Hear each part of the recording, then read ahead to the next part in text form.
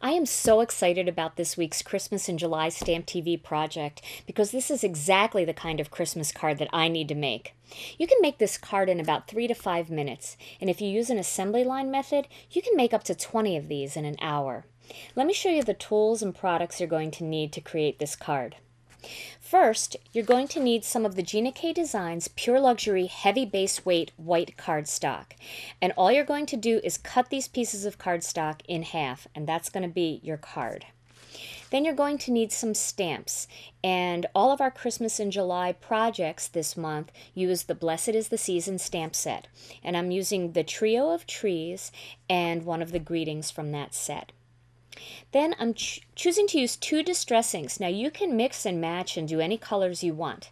The colors that I'm going to use for my card are Tumbled Glass and Stormy Sky. You're also going to need some black ink, and I'm going to use Memento Tuxedo Black.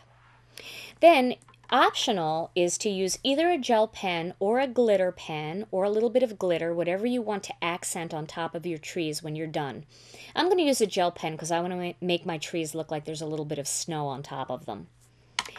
Then, if you want perfect positioning for your greeting, you can use the Stamp-A-Majig, and I'm going to do that. And I'm using some sort of scoring tool, which my choice is the Score Buddy, so I'm going to use that to score my card in half. I'm going to begin my card by stamping the greeting at the bottom of the front of the card. Now, I haven't scored my card in half yet, or even folded it or anything. I'm actually going to stamp my greeting first. And if you're using the assembly line process, you can do this to all of your half sheets of cardstock first. This will be your first step.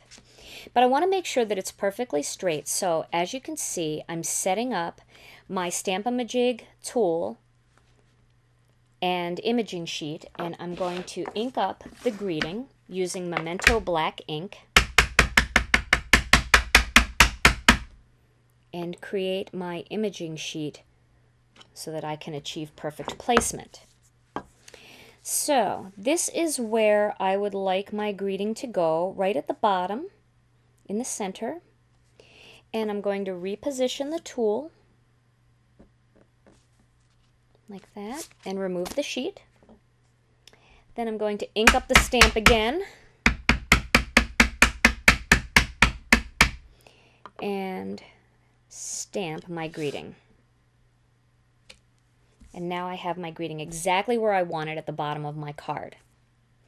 Now for my next step, I'm going to create just a streak that goes across the card.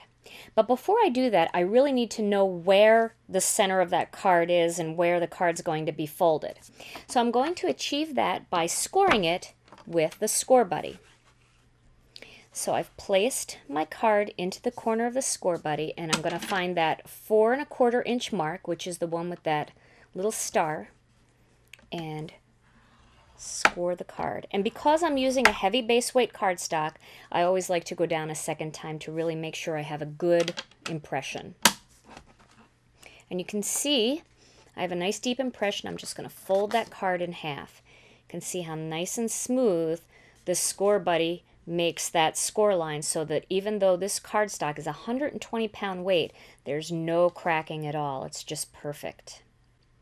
My next step is to create a streak mark going across my card using some distress ink. And I've chosen to use the Tumbled Glass and the Stormy Sky. I'm going to start with the Tumbled Glass, and I'm going to do a direct-to-paper technique by just creating a streak mark that goes across, rubbing the ink pad right onto the piece of cardstock like that. And then starting on the opposite side, I'm going to do the same exact thing with the Stormy Sky. Like that.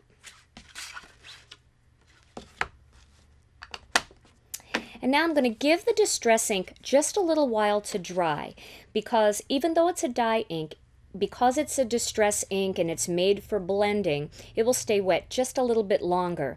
And I don't want the ink to be wet when I stamp my image on top, or it'll make the image bleed a little bit. Now if you're using the assembly line style, that's great because you can put this one aside and you can go ahead and do the same thing to 20 more cards.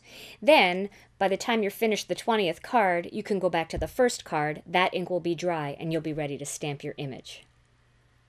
For the last step of the stamping, I've flattened my card back out again, and I'm going to ink up the 3 trees using Memento Black ink.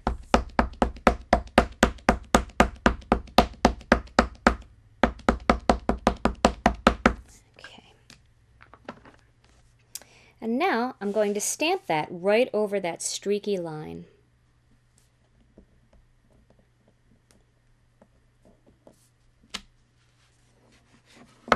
And there is my finished card. Now, I'm going to add a little bit of snow on mine. And like I said, you can use glitter, you can use Stardust pen, you can use anything. But I thought it would be pretty to add just a couple squiggly white lines in there, just to make it look like the snow was falling on the trees.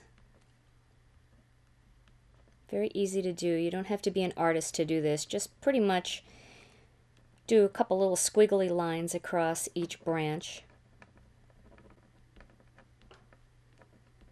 You can also use other things like liquid applique if you want puffier snow.